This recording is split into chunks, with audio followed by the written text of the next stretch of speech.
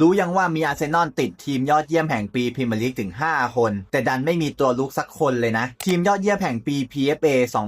2025-26 ประกาศอย่างเป็นทางการแล้วซึ่งเป็นผลโหวตที่นักฟุตบอลอาชีพในลีกโหวตเลือกกันเองอาร์เซนอลแชมป์เก่าติดทีมมา5คนมีดาบิดลายากาเบียลมากันเยสวิลเลียมซาลิบาเยอร์เลียนทิมเบอร์และดีแคนไลท์ฝั่งแมนเชสเตอร์ซิตี้ก็มีเข้ามา4คนคือนิโก้ไลลี่ลายานแชกีอันโตนิโอเซเมนโยและเออร์ลิงฮาแลนด์ส่วนที่เหลืออีก2คนบูโน่เฟร์นันเดสจากแมนยูและอีกอร์เตียโกจากเบนฟอร์ดส่วนรางวัลนักเตะยอดเยี่ยมแห่งปีตกเป็นของบูโน่เฟร์นันเดสกับตันแมนยูหลังทำลายสถิติแอสซิสต์สูงสุดตลอดการของพรีเมียร์ลีกด้วย21แอสซิสต์แซงหน้าเควินเดอะบอยกับเทอร์รี่ยองลีได้สำเร็จส่วนรางวัลดาวรุ่งยอดเยี่ยมเป็นของนิโก้ไลลี่แบ็กซ้ายวัย21ปีของแมนซิตี้ในซีซั่นที่แล้วคว้าแชมป์ในประเทศมาได้2รายการแถมยังติดทีมชาติอังกฤษไปลุยบอลโลกด้วยเป็นปีที่ก้าวกระโดดสำหรับนักเตะดาวรุ่งคนนี้จริงๆแฟนบอลที่ดูอยู่คิดว่าในทีมชุดนี้มีใครที่ตกหล่นไปบ้างครับคอมเมนต์มาคุยกันหน่อยส่วนตัวผมคิดว่าเจาเปโดกับไมตี้แคทน่าจะมีชื่อติดทีมยอดเยี่ยมเหมือนกันนะ